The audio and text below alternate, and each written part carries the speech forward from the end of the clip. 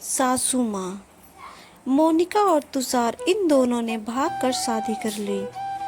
मोनिका मात्र 20 साल की और तुषार 25 साल का था। मोनिका अमीर घर से थी और तुषार मध्यम वर्गीय था। मोनिका के घर वालों को इस रिश्ते से विरोध था। उसके पिता को मोनिका के लिए अमीर लड़का चाहिए था। वैसे भी मोनिका के पापा के मुताबिक उसकी शादी करने की उम्र भी नहीं थी। थोड़ी सी समझ आने पर वह तुषार को भूल जाएगी, ऐसा मोनिका के पिता को लगता था। तुषार के माता पिता को इस शादी से कोई दिक्कत नहीं थी। मोनिका की पढ़ाई पूरी हो और तुषार को भी अपने करियर पर अच्छे से ध्यान देना चाहिए, ऐसी उनकी इच्छा थी। बाद में वक्त आने पर वह मोनिका के माँ पापा से बात करेंगे, ऐसा उन्होंने तुषार को बोला था। एक बार मोनिका और तुषार को बाहर घूमते हुए मोनिका के भाई ने उन्हें देख लिया। मोनिका को जबरदस्ती से घर लेकर गया। उसके घर पर एक ही तमाशा होने लगा। उन्होंने मोनिका का घर के बाहर जाना बंद करवा दिया। लास्ट में संधि देखकर उन दोनों ने भागकर शादी कर ली। मोनिका के घर वालों ने उससे सारे रिश्ते तोड़ दिए। तुम कभी भी खुश नहीं रहोगी, ऐसी बद्दुआ दी। तुषार के घर वालों को उनका विरोध नहीं था, पर उन दोनों ने लिया हुआ निर्णय उसके माँ पापा को पसंद नहीं आया। हमें एक बार बताया तो होता, हम कोई न कोई मदद कर सकते थे। हम मोनिका के घर वालों से इस बारे में बात करते, ऐसे तुषार को उन्होंने कहा। पर अब जो हुआ सो हुआ।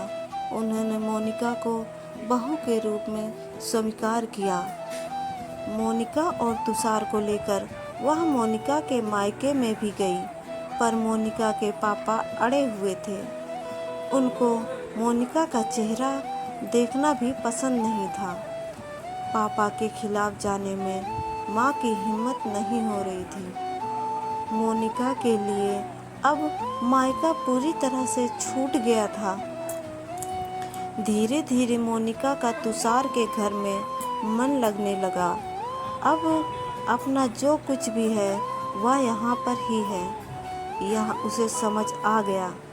मोनिका बड़े लाड प्यार से बड़ी हुई थी। उसे कोई भी काम की आदत नहीं थी।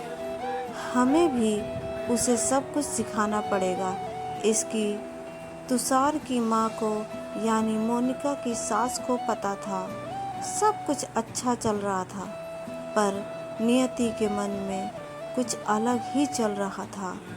उनकी शादी को जैसे तैसे 1 साल हुआ था और एक एक्सीडेंट में तुषार दुनिया छोड़कर चला गया। सभी पर दुख का पहाड़ टूट पड़ा।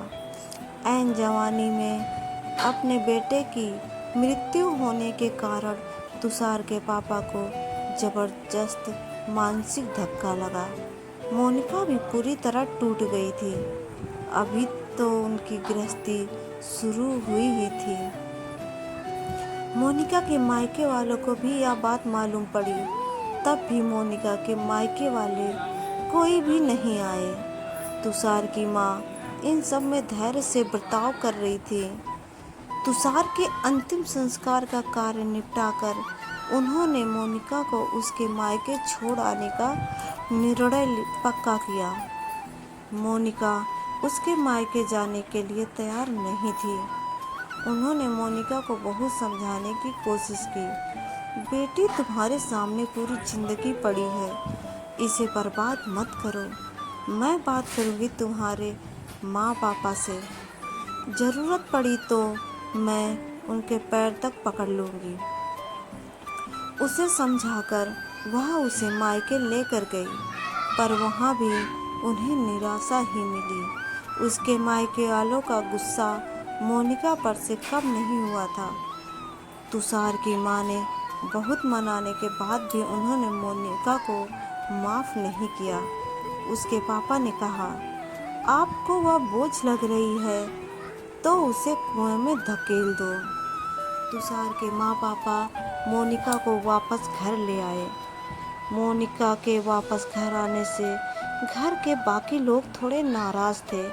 अब मोनिका को कोई भी खुले मन से स्वीकारने को तैयार नहीं था।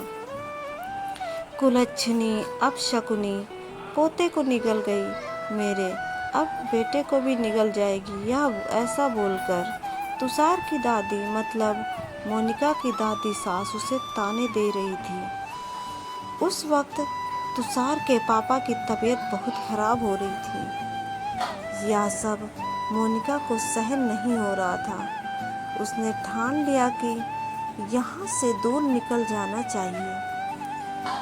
रात को सब सो जाने के बाद वह निकलने वाली थी। तभी उसकी सास जो जग रही थी, उन्होंने मोनिका को रोका। कहा, जा रही है ऐसे? पूछा। माँ मुझे जाने दीजिए, मैं अपशकुनी हूँ, मेरी ही वजह से यह सब हुआ है। मैं तुषार की ज़िंदगी में आती नहीं तो हमारी शादी नहीं हुई होती तो आज वह जिंदा होता, पापा की भी यह अवस्था होती नहीं। मुझे जाने दीजिए, मैं यहाँ नहीं रह सकती। वक्त आने पर आत्महत्या कर लूँगी, पर अब यहाँ नहीं रहूँगी। सच में मेरे यहाँ आने से इस घर की सारी खुशियाँ चली गई। मुझे कोई अधिकार नहीं है यहाँ रहने का। मोनिका रोते रोते सब बोल रही थी। उसके सास ने उसे पहले शांत किया। मोनिका, तुम दोनों मिले नहीं होते तो तुम्हारी शादी नहीं हुई होती तो उस दिन उस ट्रक ड्राइवर ने नशे में गाड़ी नहीं चलाई होती तो रास्ते पर लोगों ने तुषार को वक्त पर हॉस्पिटल ले गए होते तो बहुत तो है बेटा, पर और अब वक्त निकल गया है। इन सब बातों का विचार करने का। तुषार तो मेरा बेटा था, मेरी क्या अवस्था हुई होगी इन सब में। एक बार तो विचार किया क्या तुमने? वह तो चला गया और अब तुम भी छोड़कर चली जाओगी मुझे। मोनिका, तुम मुझ पर बोझ नहीं थी, इसलिए मैं तुम्हें तुम्हारे मायके छोड़ने नहीं गई थी। तुम्हारे सामने पूरी जिंदगी है, किसी के चले जाने से हम जीना तो नहीं छोड़ सकते। यहाँ से ज़्यादा तुम वहाँ पर खुश रहोगी, क्योंकि यहाँ तुषार की यादें तुम्हें हमेशा दुख देगी। ऐसे मैं सोचती थी, पर जाने दो, जो हुआ सो हुआ। अब तुम्हारी पढ़ाई पूरी करो, मैं तुम्हारे साथ हूँ और इनकी चिंता करने के लिए मैं हूँ ना। सिर्फ तुम्हारा साथ चाहिए मुझे बेटा। इस सब में तुषार के जाने से हर कोई परेशान था, हर किसी का बोलने का तरीका अलग हो गया है।